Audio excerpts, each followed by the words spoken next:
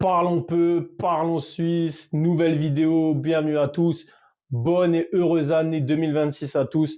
J'étais absent ces derniers temps parce que j'étais occupé sur d'autres projets, mais on est reparti avec cette chaîne Parlons Suisse. Avant de démarrer cette vidéo, j'aimerais avoir une pensée toute particulière pour toutes les victimes du drame de Crans-Montana du 1er janvier 2026. C'est une tragédie ce qui s'est passé et on pense bien évidemment à eux.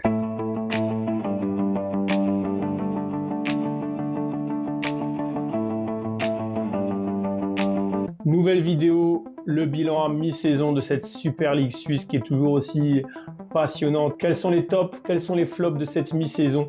On va découvrir ça ensemble. Place au générique. Let's go!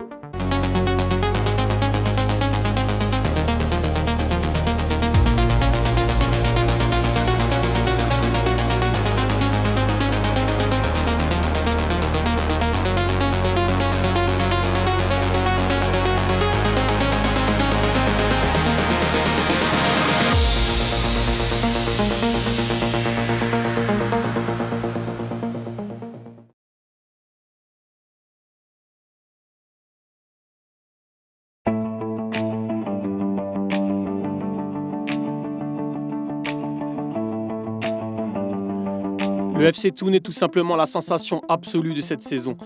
Promu cette année en Super League, le club bernois occupe la première place du classement à la trêve. Un fait rarissime, presque historique, qui dépasse largement le simple effet de surprise.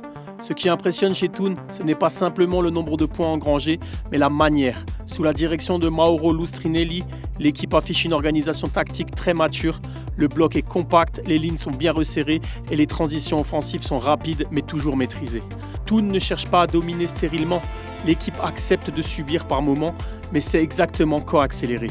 Cette intelligence de jeu, rarement vue chez un promu, permet au club de déjouer aussi bien les grosses équipes que les adversaires directs. Après 13 journées, Thun a accumulé 31 points, un total qui dépasse tous les autres records d'un club promu dans l'histoire de la Super League. Le précédent record était Saint-Gall avec 28 points en 2012-2013. Cette performance est exceptionnelle non seulement pour un promu, mais elle est même en comparaison à l'histoire du club lui-même. Thun n'avait jamais connu un tel total de points à ce stade de la saison. Il y a eu des séries de victoires impressionnantes. Le club connaît également une longue série de succès consécutifs, incluant la plus longue série 5 victoires d'affilée depuis plus de 20 ans pour le club, ce qui montre une constance rarement vue auparavant.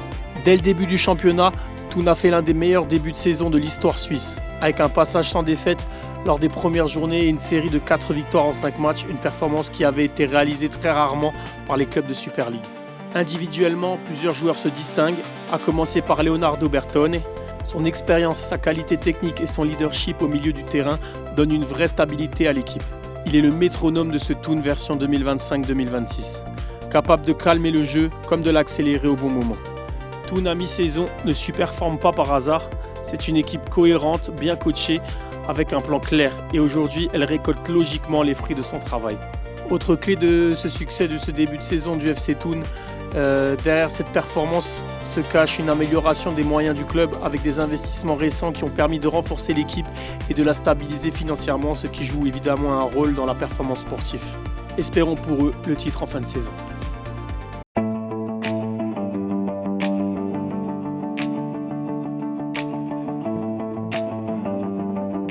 Derrière Thun, un autre club confirme sa solidité, c'est le FC Saint-Gall.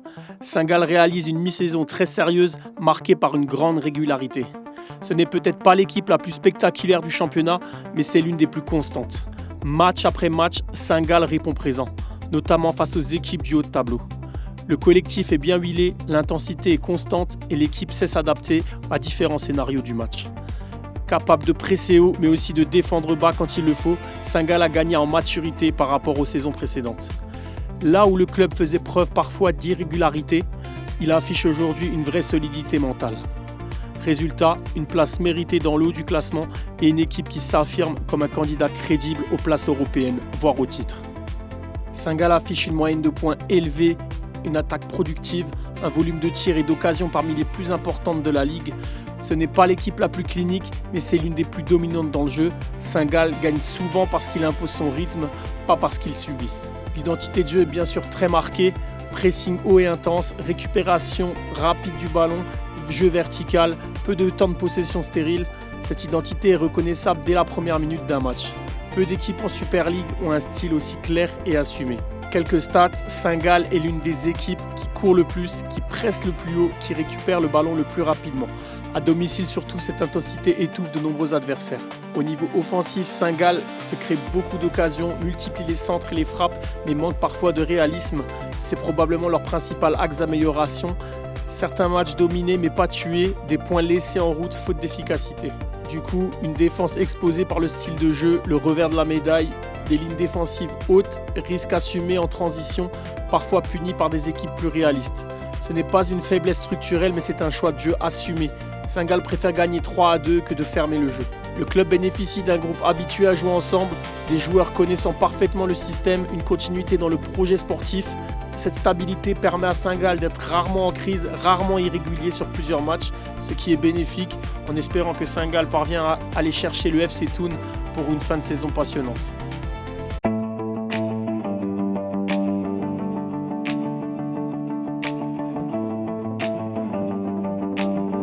Autre équipe à mettre en avant pour cette mi-saison, le FC Lugano. La saison de Lugano n'a pourtant pas commencé idéalement. Les Tessinois ont raté leur départ en championnat, laissant filer des points importants lors des premières journées. Mais contrairement à d'autres, Lugano a su réagir. Progressivement, l'équipe a retrouvé de la stabilité, notamment sur le plan défensif. Les automatismes se sont mis en place, les performances ont gagné en cohérence et les résultats ont suivi. Lugano est aujourd'hui une équipe pragmatique, difficile à battre, capable de faire la différence sur les détails. Des victoires de référence, notamment face à des concurrents directs, ont confirmé cette montée en puissance. Sans être flamboyant, Lugano est efficace. Et dans un championnat aussi serré que la Super League, cette efficacité peut faire toute la différence sur la durée. Lugano se distingue aussi par une grande flexibilité tactique. Ils sont capables de changer de système en cours de match, alterner le jeu de possession et le jeu de transition rapide, s'adapter au profil de l'adversaire. Ce pragmatisme tactique est une force majeure. Lugano n'est pas dogmatique, il est efficace. Offensivement, des joueurs capables de marquer sur peu d'occasions, de profils techniques pour débloquer des blocs bas, des solutions sur coup de pied arrêté. Même quand le jeu est fermé, Lugano trouve souvent une solution. C'est une équipe qui sait gagner sans dominer outrageusement. Ils ont bien sûr retrouvé une solidité défensive, les lignes sont mieux organisées, ils ont une meilleure protection de la défense, ils font moins d'erreurs individuelles. Lugano a très bien compris que pour jouer le podium, il fallait d'abord moins encaisser de buts. Cette évolution explique directement leur remontée au classement. On verra si les Tessinois arrivent à maintenir le cap jusqu'à la fin de la saison.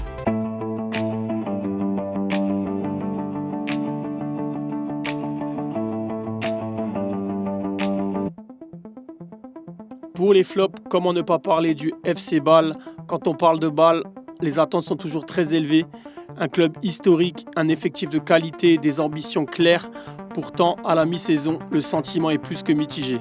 Sur le papier, Bâle possède des joueurs capables de faire basculer un match à tout moment. Xherdan Shaqiri notamment reste un élément central du projet offensif, mais le problème c'est la régularité. Le FC Bâle alterne trop souvent entre très bons matchs et prestations décevantes.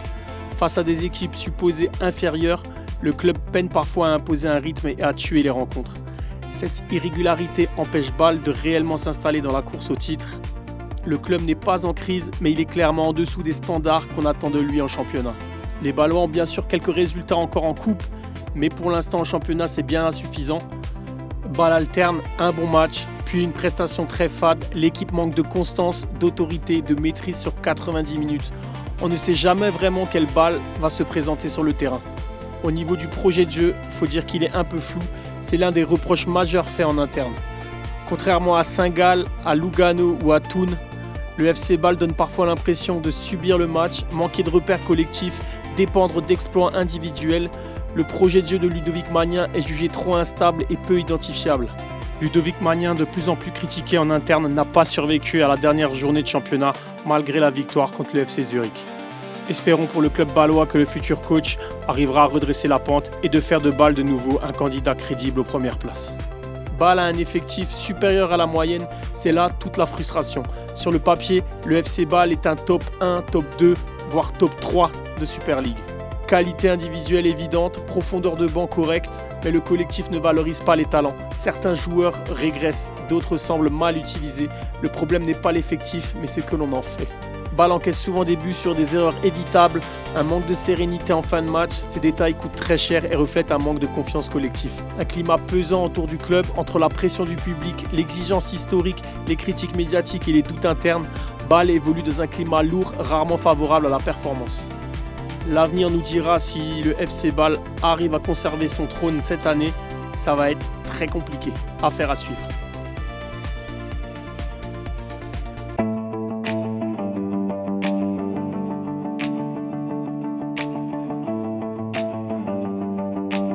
Sans doute la plus grosse déception de cette mi-saison pour l'instant, les Young Boys Bern. Habitués à dominer la Super League ces dernières saisons, les Bernois vivent une première moitié de championnat frustrante. Le potentiel est là, l'effectif est riche, mais les résultats ne suivent pas. Trop souvent, les Young Boys ont laissé filer des matchs qu'ils maîtrisaient. Manque d'efficacité, manque de constance, manque parfois de lucidité dans des moments clés. À ce stade de la saison, IB est loin de ses habitudes. Ils se sont séparés de leur coach principal, mais les résultats ne suivent quand même pas avec le nouveau. Le directeur sportif Christophe Spicher l'a encore dit en interview il y a peu, il faut se rendre à l'évidence, l'histoire des années de titres est terminée à Young Boys. Ce qui frappe le plus, ce n'est pas seulement le classement, mais le contenu.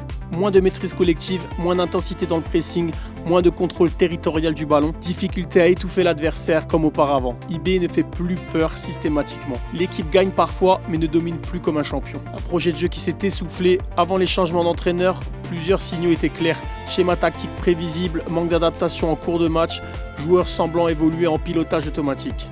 Le jeu de IB paraissait stéréotypé, moins intense, moins tranchant offensivement.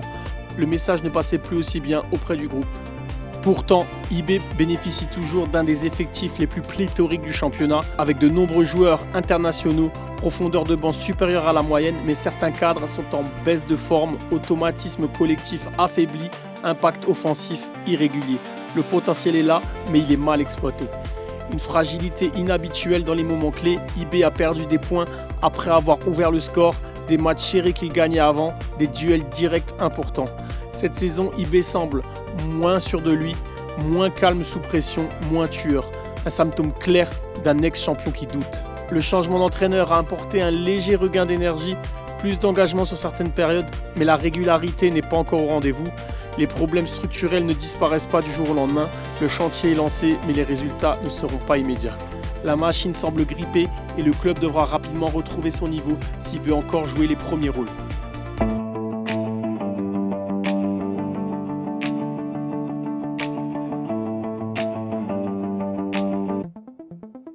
Enfin, parlons du cas particulier du FC Lausanne Sport. Lausanne est sans doute l'équipe la plus difficile à juger de cette liste. Capable de belles performances sur la scène européenne, le club peine en revanche à enchaîner en Super League. En championnat, Lausanne alterne trop souvent le bon et le moyen. Le jeu est parfois séduisant, mais le manque de constance empêche l'équipe de s'installer durablement dans le haut du classement. On sent un projet en construction avec des idées intéressantes, mais encore trop de limites pour rivaliser régulièrement avec les meilleures équipes du pays. À mi-saison, Lausanne est entre deux mondes. Trop fort pour jouer le maintien, mais pas assez stable pour viser les premières places du classement. L'irrégularité est surtout marquée en Super League. C'est le grand problème de Lausanne cette saison. Ils alternent des prestations très convaincantes, puis des matchs complètement manqués. Souvent, un bon match est suivi d'un faux pas. Une victoire n'est pas confirmée. Difficile de construire une dynamique durable avec ce type de résultat. Un projet de jeu ambitieux, mais encore fragile. Lausanne cherche à jouer, construire, ressortir proprement le ballon, mais ce projet demande du temps, de la maturité, une exécution parfaite. Face aux équipes les plus pragmatiques, Lausanne est parfois punie sur des pertes de balles, exposée défensivement. Le projet est séduisant, mais n'est pas encore totalement maîtrisé. Une attaque capable de coups d'éclat, offensivement, Lausanne peut être très dangereux. Capable de belles séquences avec des joueurs techniques et rapides, mais l'efficacité n'est pas constante. Certaines occasions nettes ne sont pas converties. Lausanne joue bien, mais ne tue pas toujours ses matchs. Défensivement, des fois, ça reste friable. Lausanne encaisse encore trop facilement des buts, manque parfois de rigueur sur des phases arrêtées, souffre dans les transitions. C'est souvent là que les points s'envolent. Malgré ça, le visage européen du Lausanne Sport est un paradoxe. Lausanne semble plus libéré en Coupe d'Europe, plus discipliné, plus plus efficace dans les matchs à élimination directe. Dans cette compétition, Lausanne montre du caractère, de la maturité, une capacité à se sublimer. Pour preuve, le dernier exploit du Lausanne Sport, c'est d'avoir battu la Fiorentina à domicile. Un club en construction qui se cherche et n'est pas en crise. Le projet est clair, l'effectif est jeune, la marge de progression est très importante. Lausanne est encore en cours d'apprentissage et Peter Zeidler va essayer de tout faire pour leur faire passer un cap une nouvelle fois cette saison. Voilà les amis pour les tops et flops de cette mi-saison dans la Super League suisse, en espérant une autre partie de saison aussi passionnante que la première. Est-ce que les surprises vont confirmer? Est-ce que les gros vont revenir? C'est tout l'intérêt, c'est tout l'enjeu de cette deuxième partie de Super League. C'était Alex et n'oubliez pas, parlons peu, parlons suisse. À bientôt.